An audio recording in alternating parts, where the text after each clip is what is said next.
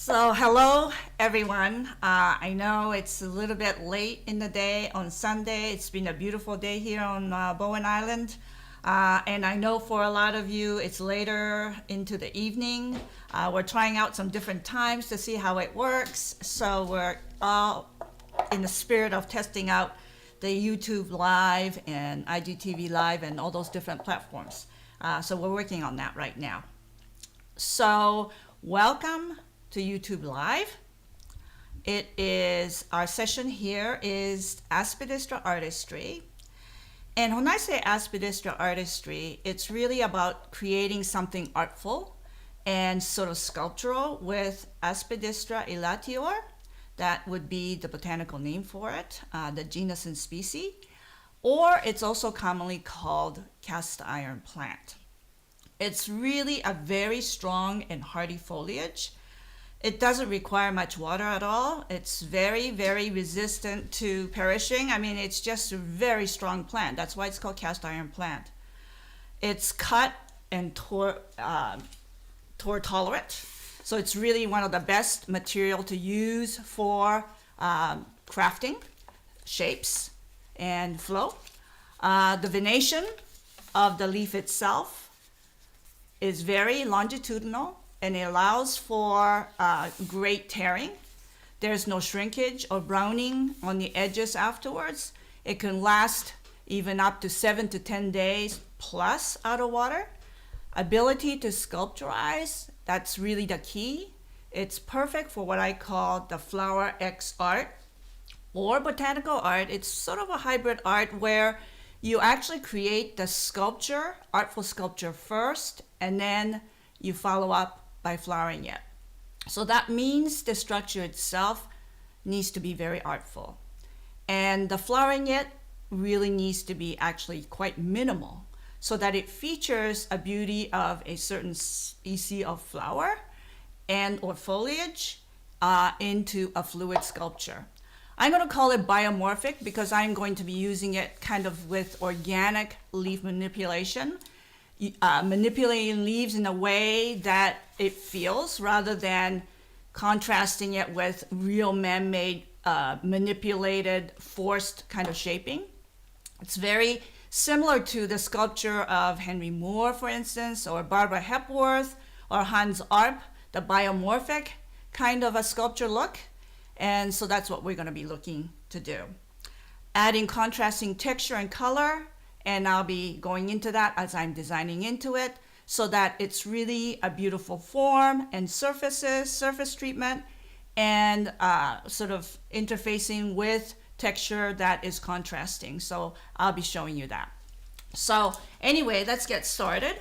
So the container that I've selected is, it's called Oasis Pot.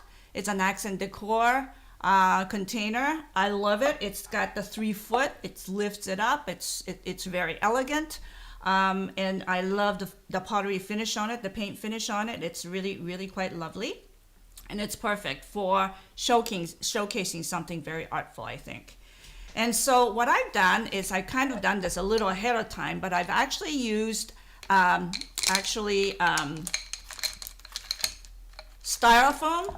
So that would be like just a piece of real raw styrofoam, the real hard styrofoam. And what I did was actually take it and cut it just really tight to cross over from one side to the other. And because of the way it's shaped, if you push it down, it stays in place. I did that, and then fill the rest of it just with pebbles like these right here.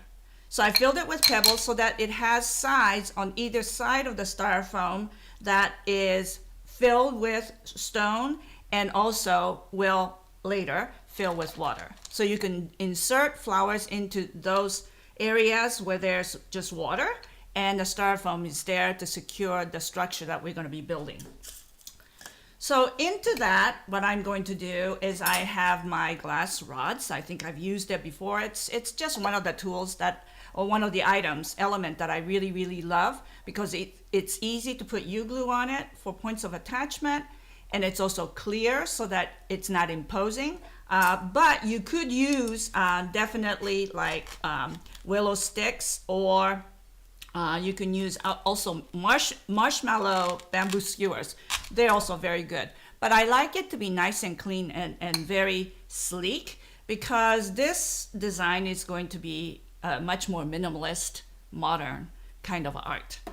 So with those in place, and it has gone through the styrofoam and then through, and so it's going into water underneath, and it's wedged in there in place, and the rocks are there to sort of cover it up, and so you don't see the styrofoam at all.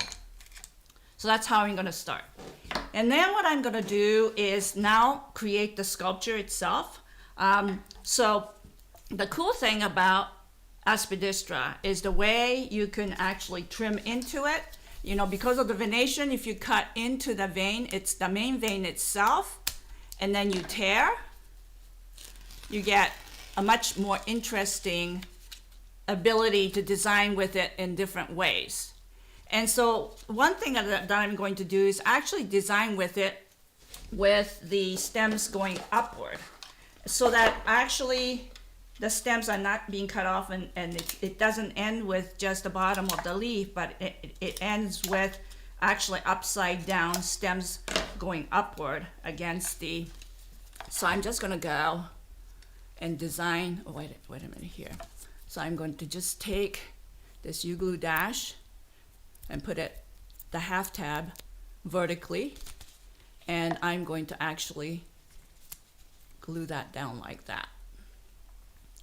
So with that, I am going to also use the bind wire and actually going to tie as well.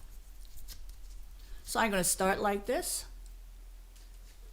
Next, what I'm going to do is take the water tube, because I do need some water up in here. Like basically I'm going to design into this area. So I'm going to take the half tab again of the U-glue dash, and I'm going to run it up and down like this, and I'm going to attach that to the back side of this other rod, glass rod, and I'm going to take longer piece of the bind wire and tie it in 2 spots around that tube. So I'm gonna go and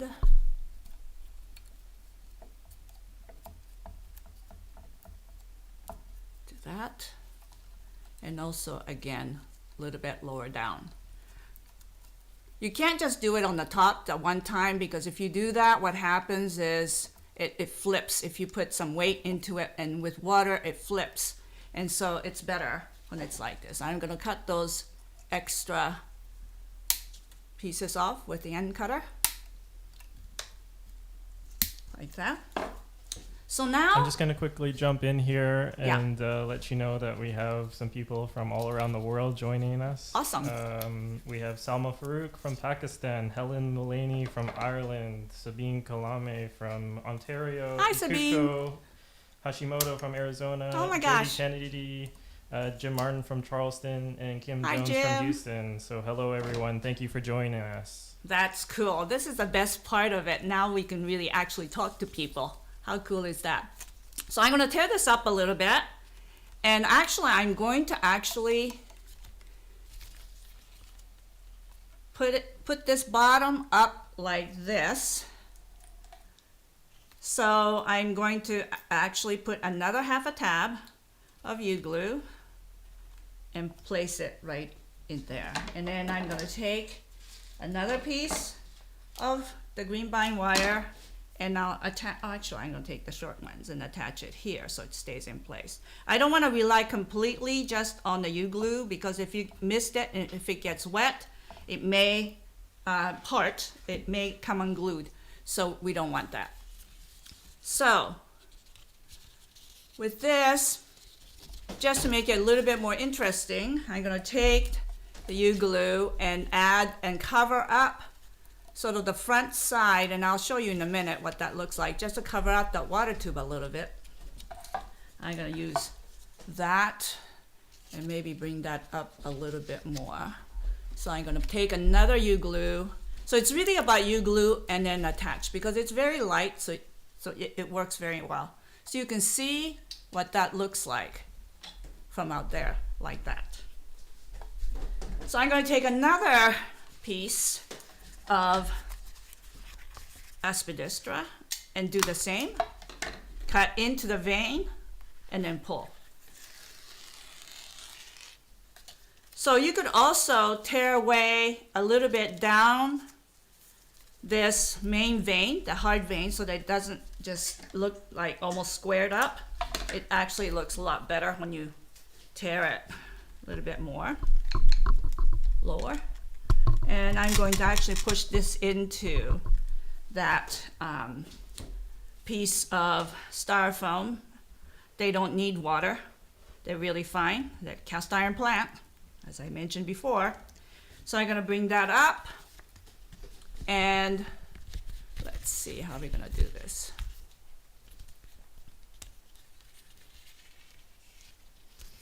So you can just sort of configure this. And you know, when I say that it is more organic, it's a little bit more organic leaf manipulation, even though we're manipulating by tearing and shaping, but we're tearing and shaping in the way that the leaf tells us to. We're not actually kinking it up or making zigzag out of it. You know, it's being designed to go with the way these foliages actually really flow. So I'm just going to the back. Okay, that was the back side, so we're going to bring that over. And what I'm going to do is attach maybe this leaf to that, the back side of that together, because that keeps it a little bit more, it's not so, it's not like, it's a lot stronger when there's two of them together, and it shapes much better. And so then I'm going to actually bring that. So it's now like just having kind of fun. It's you're shaping it to get the most out of what you've created. Like I say, sort of biomorphic shaped sculpture. So we're really trying to create a beautiful sculpture. In this case, what I'm going to do is tear this away so it's not attached, so that it becomes more like a grass on this tip, because then I can manipulate it even more so and bring it up from below. So I got to sort of start to think about which is the front and which is the side. You need to start thinking about that. So you can see how this is shaping up like that. I have a actually one piece that has a little bit of yellow in it, which is really, really cool. So I want to probably position that maybe a little lower on the back side.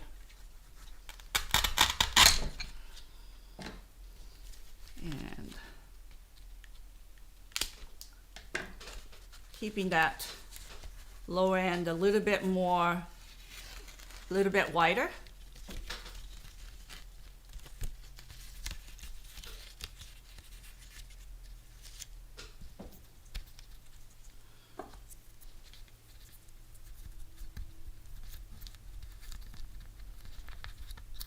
So I'm going to tie that together. That could have been easily U-glued as well. But you can see how that turns out.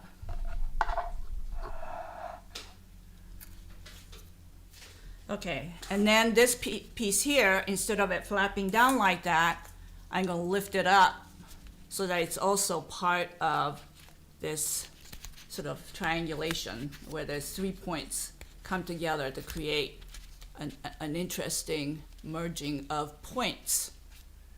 So you can see how that works. Let me see. Yeah, So you can see how that works. That's looking really, really good. I think I'm gonna take one more, and this is gonna be shorter. And I'm going to actually cut in. Now, you can cut multiple times, that one tear, and then you can do another tear, but I usually prefer not to do that so much. Because you actually get it reduced down to really almost the size of like a lily grass. And I feel like if you're gonna actually tear it down to the size of the lily grass, why would you just not use lily grass instead? Because I think it's really nice to be able to get the full, like the body and the feel of the Aspidistra, the wideness of it. Yet it's not as wide as it comes, because that makes it much more difficult to work with. It's actually too big. So we reduce it down to half of it, and then we go ahead and reduce it down some more by tearing. But like I say, if you tear it down way too much, what happens is then it becomes almost the same as some other material that's already available. And so then, to me, it doesn't make sense. If there's something that's available that's like that, then why would you use something else torn down? So, that's kind of the way I look at it. Get the most out of your material, and let's get, something really special out of it. And then you could then go, let's see, should we do this? I'm gonna tear that away. Bring that up so it's a little bit higher. I'm touching the mic now. I think you can hear that a little bit, but that's just one of my problems. I like things really vertical and tall, and always get into the situation where if you could just move it a little to the bit side, that's taller than. Okay, so let's move it to the side. There we go. Just move the whole turntable over, Yeah. because if you turn it, it's gonna hit it again. Here, like There this. you go. Is that okay? That's great. Okay, excellent. So I'm just gonna pop that in there. And this one,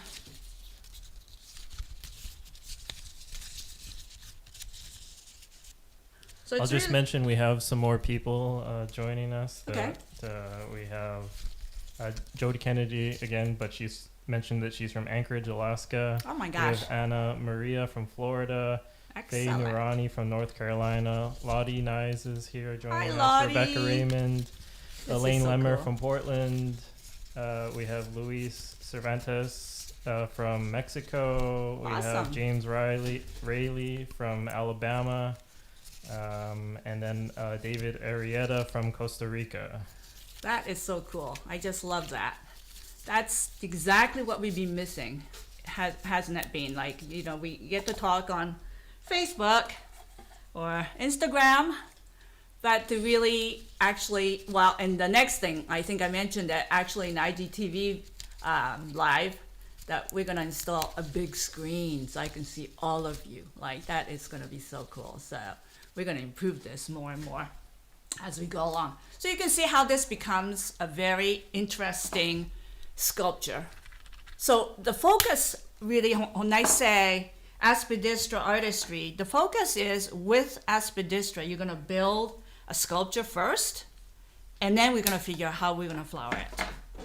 And of course, the flowering of it, by the way, has to be where it's not to obscure the artistry of the sculpture. It really is to flatter it. So you're flowering into the sculpture rather than covering it up. So this is really important. The shape that you create with the Aspidistra itself is really the important part of the artistry. I see actually. We have Yeah. somebody just mentioned they can't see the top of the design, so instead of me zooming out, maybe you could take it off the thing, just because, so that we don't see the microphone. I Okay. can't really Oh, zoom out right. Okay. any more than I am. You know what? I think I know what we're gonna do. We're gonna take it off of this because I can turn it. and maybe you can see a little bit better. Can we get a little, can we get affirmative from the audience here? If you can see or not? How's that, everybody? Does that Let look us better? know if that's good, or if you want us to zoom out a little bit, we can see what we can do. But I think you get to see them for the most part, and we'll be posting some pictures of the final design Yes. afterwards as well. Absolutely. Okay, so what I did was actually I went ahead and put a leaf in here in full, so that this area here is going to be the floral section, and it gives you a lot more depth, and it gives you a lot more dimension. So this will be my sculpture, and now I'm going to flower it. So there's actually many different ways. You know what? I have one more Aspidistra. Why don't we actually do this? Because I think that's actually really cool. Let me do that. Might as well use it all up. Let's do a bigger sculpture. So what we're gonna do is, because this leaf goes out to the side, I'm going to actually take this leaf and let's see, how are we gonna do this? Okay, we're gonna actually take this Aspidistra and put it in this water tube here, like that, so that then I could actually take this leaf and merge it point to point with that big leaf that came from the bottom, because this is going to give us a really an interesting shape that looks really cool. Or so we hope. Okay. Let me do one more U-glue dash, and then I'll be able to spin it so you can see how it looks. This is a part that we have to figure out with the lives. It's different perspective. We've got actually 2 cameras on it, but it's really difficult. But you can see what happens here. Now that we have these 2 together, the big one coming up, it gives us a really great dimension, and it sort of shrouds this area here where the water tube is, where the flowers are going to come out. And so that gives you a much more interesting sort of sculpture to work with, I think. Kind of see it sort of looking at it from this direction. So that would be like, this would be kind of the look of the front side of this design. Okay, so now what we're gonna do is water into the 1 water tube. We only put 1 water tube because my intent is not to overpower this design with a lot of flowers. That's one of the biggest problem with any kind of like flower X art sort of concept, is it's really show off the artistry of the sculpture itself, and the flower is to just showcase a specimen in front of it. That's really the kind of a look. And so I actually have several different options that I wanted to share with you. Maybe the first one might be like, I have actually a Nandina blossom right now. So maybe Nandina blossom goes into that tube. And instead of it going up like this, we're gonna set it inside here so that it kind of not only sort of lift it up, but it gives you a little bit more separation and gives you a little bit more interesting flow in the flower itself. And this can sort of flow like that, so that it's something like this. And then we do, like, because I had to do everything out of the garden, I had some flowers that I had, but they, you know, because I really actually don't have a cooler here, so it just blew open, and it was all lost. So I went to pick in the garden, and actually it's perfect because we only need a single flower really to showcase. So here we have one, actually a David Austin rose. It's kind of small because the plant itself is much diminished because all the leaves being eaten up by deer. And so the flower, everything is just really small this year. Nothing is really thriving really big in that part of the garden. So just a single flower, oops, a single flower like this, and it's already shedding. So maybe some of the petals down below, after we fill it with water, which I will do, you'll see that the petals will be floating. I mean, really the whole idea of this art is to show life in process. The flower itself gives us a sense of what life does around the sculpture.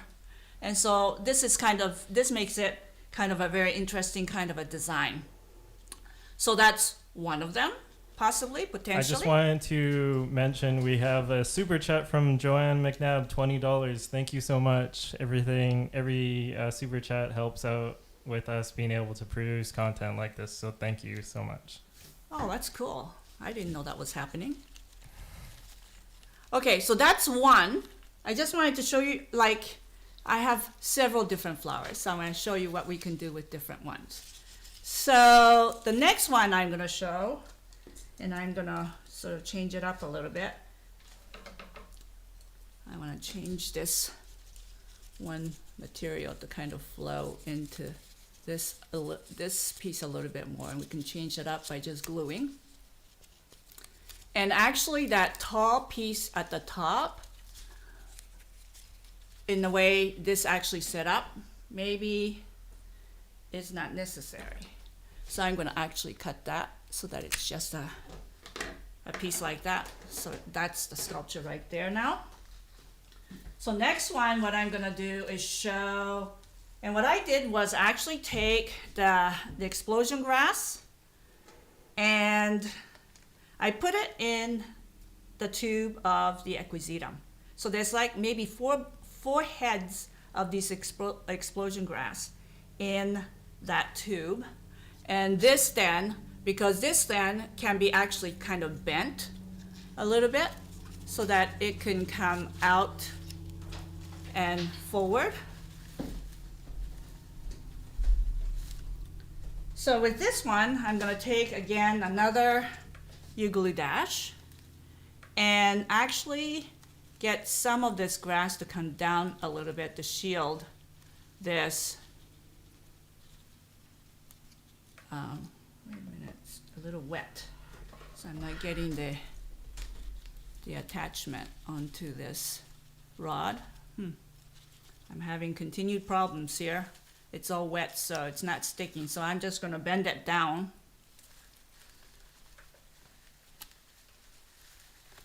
So that you get the explosion sort of flowing through.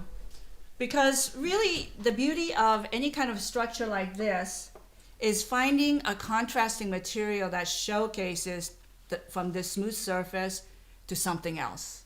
And then putting the flower in there that would be featured so that because it really develops a real strong focal emphasis area where two material interface with each other and contrast so beautifully.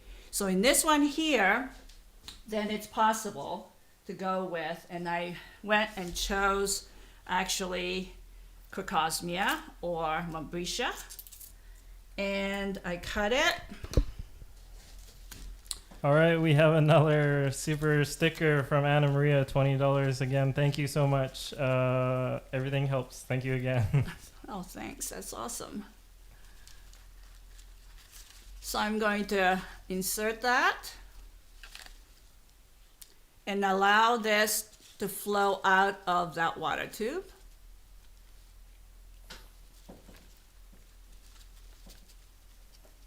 Oops, I think I had a little incident.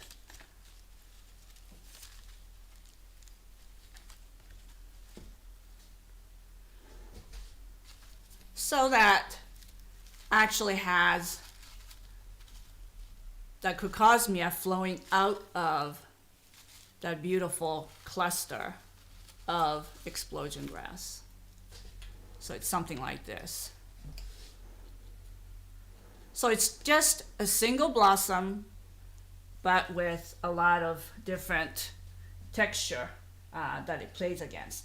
There's also another possibility, because it's really interesting, like where the explosion grass and the crocosmia come from, it feels like it needs a little something to kind of focalize.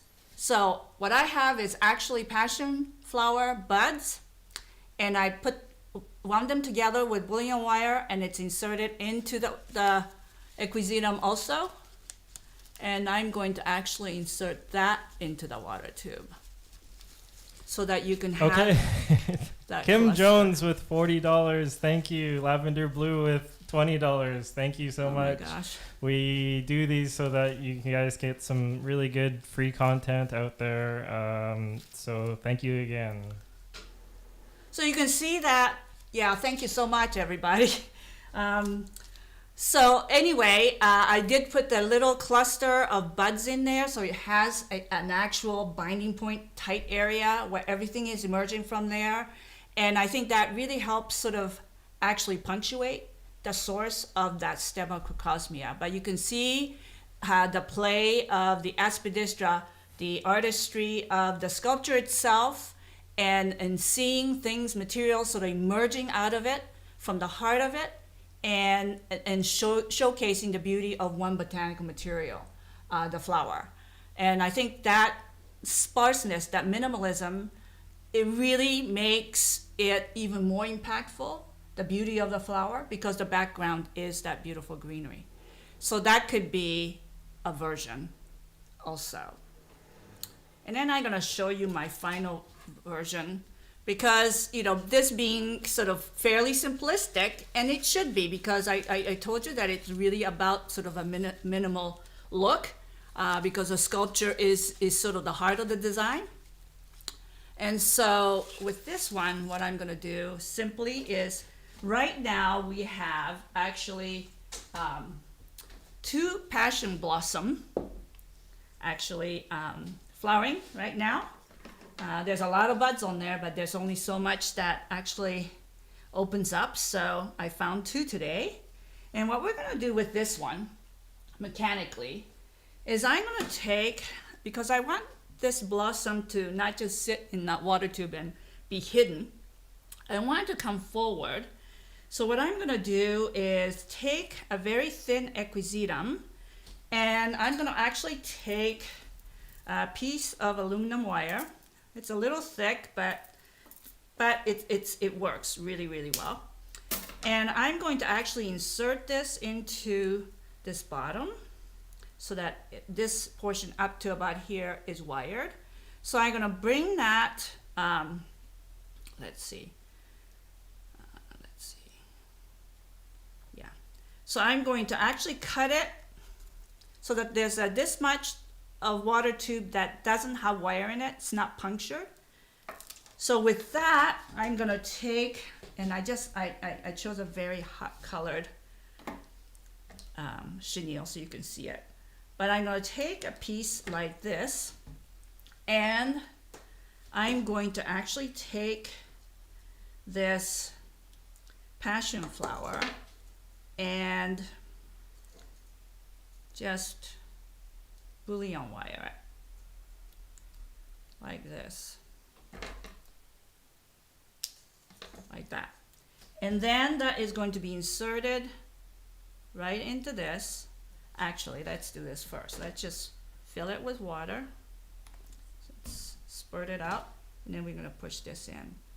What the chenille does is it actually occupies that space, so that you don't need to plug it up. It's plugged with the chenille, and it's also drinking water, because it absorbs all that water and it fills that space.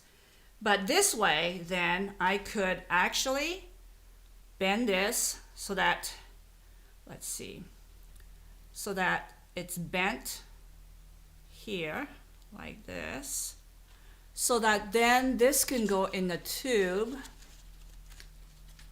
and this flower can literally sort of spill out of that tube. Let's just do this a little bit more gently here,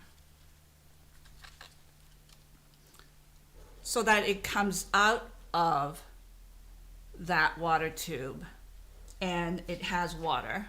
And then this one here I'm going to actually take this water tube also, but this one is not going to be as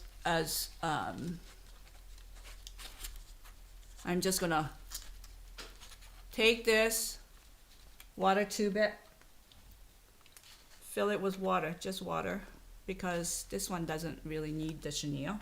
We're just going to put it in there like that so that it's prominent over there. And I just want to shape this a little bit.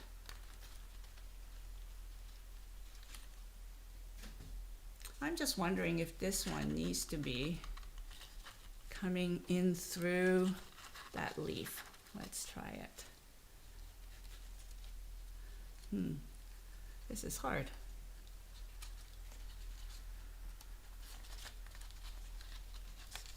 But you can easily manipulate it because of the wire.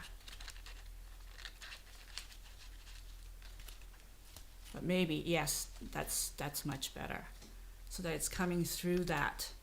So you can see how that goes. And this maybe face it a little bit more this way to go with the other flower. And then to make this a little bit more interesting, I'm gonna go on. I see another piece of leaf that actually needs to be, because you're just fine tuning this all the time, I think. But, oh, this might have to just go up into that segment up there, like that. And now I'm going to take, this is sort of my favorite one, mainly because it's a structure that's very fluid, that's been created with the Aspidistra. So there's Aspidistra Artistry, but it's featuring a beautiful specimen flower, and it's sort of spurting out of the sculpture. I've always imagined when I go to a sculpture garden and I see, and I often have said this when I've done shows, and I'll see, a Henry Moore, beautiful Henry Moore sculpture, or I'll see a Barbara Hepworth. I mean, they do very similar biomorphic kind of style of sculpturing. They're beautiful, and I always imagine, like, if I only had some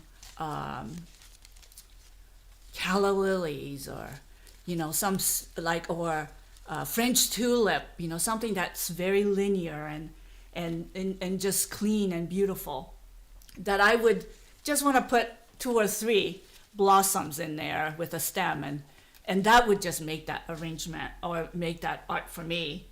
And because literally I think the flowers in a sculpture like this just makes it sing. I think it just makes things feel like it's growing out of the sculpture.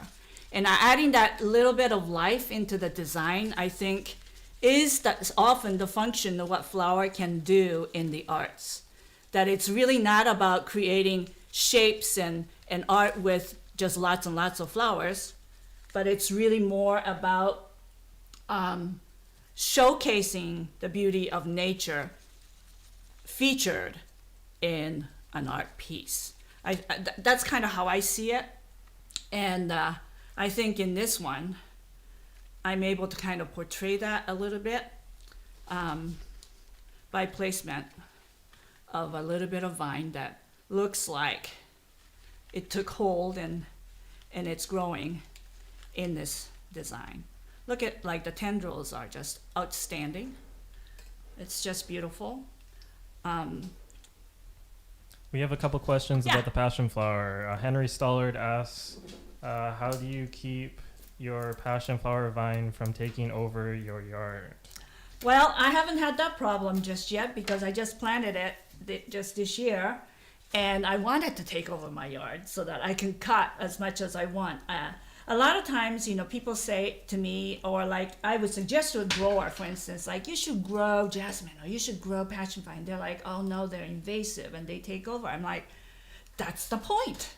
If it takes over, then just cut it often so you get a lot of that product out of it. And so the key really is that, yes, it's invasive, it can be invasive, and it takes a little bit to control it, but use it. Because today, the look is so much about the vines. And look at the difference between having a beautiful fluid sculpture and then the vine growing through it. It really repeats the curvilinearness of the shape, the flow of the leaves themselves. And what it does is actually those shapes, the surfaces that's being created, is being repeated by those stems. And that's the relationship that you want, that makes this design so lyrical with so few flowers and just 1 or 2 pieces of vine. And so by all means, go with invasives. Just keep it under control by using it a lot. I would not hesitate to plant as much vines as possible today, because I think the feel of sort of the romancing, the beauty of nature is really possible by showing these growing tips. These beautiful growing tips of vines makes you feel the vitality. It's almost like it is that invasiveness. Is it going to take over? But we love that because it just makes it breathe and come alive. Yeah. So this one actually could be very well be a real botanical design, because I just took that passion vine or passion buds. These are flowers that were still yet to come, and I kind of hated to cut it before it's ready. But having that also in there, actually it kind of completes the design to have the bud, the open bloom, and the growing tips, because it's all of one plant interfaced against the sculpture of the Aspidistra. So you have the contrast of living and growth to that. It's not static design, but it's a form design, organically styled manipulation of leaves to create a shape that is artful, like a piece of sculpture. So this is the version that I think I like the best. What do you think, you guys? Any questions? Let us know if you have any questions. We'll be glad to answer them, or she'll be glad to answer them. I'll forward them to her. I'll just mention that Jim Martin did follow up your talk on the passion flowers. He said that most cultivars are not as robust, so they are more manageable. That's great. I'm glad. Manageable is good, but I like it to throw as many vines as possible. What I'm finding, because I just planted it a couple months ago, and it's really is taking over the trellis, but I've cut it several times over already to use. So it's totally being managed.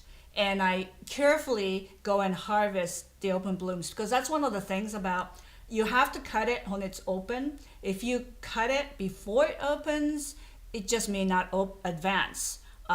So you want to cut it after it opens, but if you keep it in water tube, it has held up for me 2 or 3 days.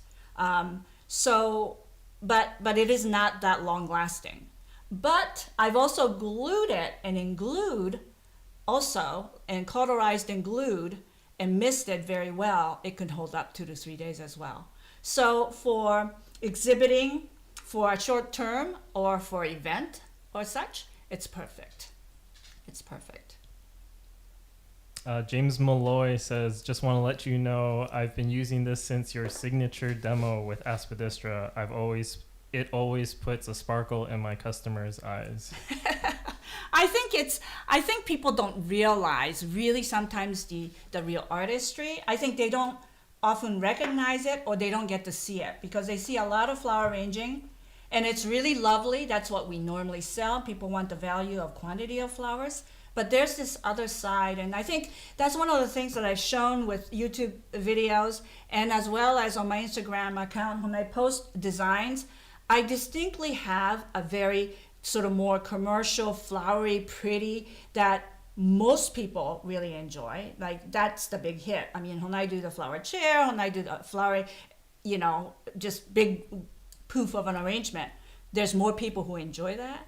And I have to say, with a lot of young people that's coming up into the flower business, they love that kind of the gardeny look. But somewhere down the road, when they start to search for a new direction, I clearly think this is the other direction, the more artful side, that it's not so much theoretical as as it is more artful, that you actually create either a structure or a shape or form that is like a sculpture, and then find way to add mechanics into it to hold water, or for flowers to hold up by gluing or whatever for that particular occasion.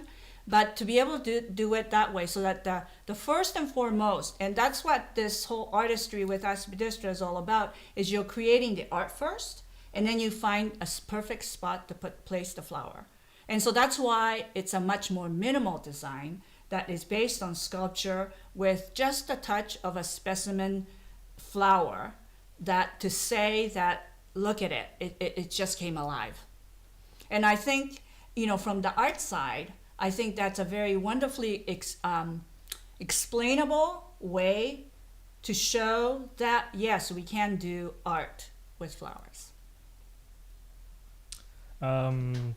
Diane Roulette asks, I missed the beginning half an hour. Darn, will this live broadcast be taped and available later? I just want to say that, yes, it'll be on her channel going forward. So everybody, even if you want to go back and watch this a year or two from now, it's going to be on her channel. So there you go. I have to say that's the best part of recording these live and also the videos is, basically, I go around the country doing demos everywhere, and, a lot of these are done in each location so that I can share the mechanics and techniques and the concepts and inspiration.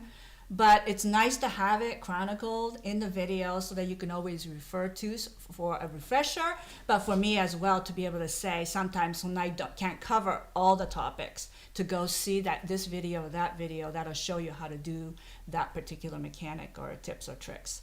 And so that's been the gift of this kind of period of time, the quarantine time, that we've had the opportunity to put together a lot of videos so that it's there for prosperity. I do it once and it can be seen over and over. And I think that's really valuable for those of you who also teach, because you can pass on those lessons to other people, your students, by saying, well, you can watch the video for a little bit more detail. So we're learning a lot about technology through this whole process ourselves. And I still can't wait to, for us to keep beefing this up so that the seeing the actual people out there and being able to say hi and to actually answer to questions as it's being voiced, that's really cool. That's kind of a cool thing in the future. Yeah, we're learning a lot. Yeah, so I guess and there's no more questions, we'll kind of wrap things up. Thank you again, everybody, for watching. Everybody that subscribes to the channel, everything helps. And everybody with the super chats, thank you so much. Any revenue that we generate from this channel, we reinvest into equipment, video or audio, so that we can produce and provide even better quality content. So thank you. Yeah, no, thank you so much. And we hope to do these YouTube live, once a month? Yeah, we're going to make this a once a month, last Sunday of every month. We're going to do a YouTube live. And then in the middle of the month, we'll do an Instagram live as well. Plus, we have some other interesting and cool things in the pipeline. So you can always subscribe to her channel to be up to date with what's going on and what new features there are. Yeah, no, it's some exciting times to be able to explore the technology and to be able to share in this way. It's really, really exciting. So one other thing, I think when we have this kind of a chat, I also like to open up any interesting inspirations that I can provide you. If there's something that you've seen me do before, or you've seen the finished pieces and you would like to know how it was created, I'm always open to be able to accommodate that as well. And there's so many things. I sort of figured it out that it's gonna take a lot of years. If I did, even 5 or 6 videos a month, it's gonna take a lot of years to unload what's there. There's too many, and I need to make more space for more ideas, so please help me out. So thank you so much Yeah, for all your thanks support. again, everyone. I'll just remind her to let us know what's happening this upcoming week. Oh, what's happening? Oh, you. It's so bad. There's so much I leave for Colin to take care of. But Creative Edge. the Creative Edge article, we've been working on it all week, this past week. So we have an article that's going to be on the website. And then we have a video, a brief video that sort of walks you through the 3 designs that I have done. And for the third, there's actually a kind of a tips, quick tips feature, and then we also have a full tutorial on one of the designs. So that will be coming out next week, and it's exciting. Yeah. Saturday the 1st is the overview video and the article itself, and then there'll be a new video on Monday and a new video on the following Wednesday as well. So the 1st, the 3rd, and the 5th. Look for. So watch out for it. Yeah. It was fun and it was frustrating. I always get so frustrated in front of the camera to be able to do things right, oh my gosh. But anyway. Plus we might throw in a video this upcoming week too, so Yeah, maybe look for yeah. that too. So Yeah. So anyway, if there's any requests, please do send it in because I'd be glad to accommodate. So thank you so much for watching. yeah, thank you for watching, everybody. Yeah. We'll see you in the next one. Excellent. All right, bye. Thank you. Bye, everybody.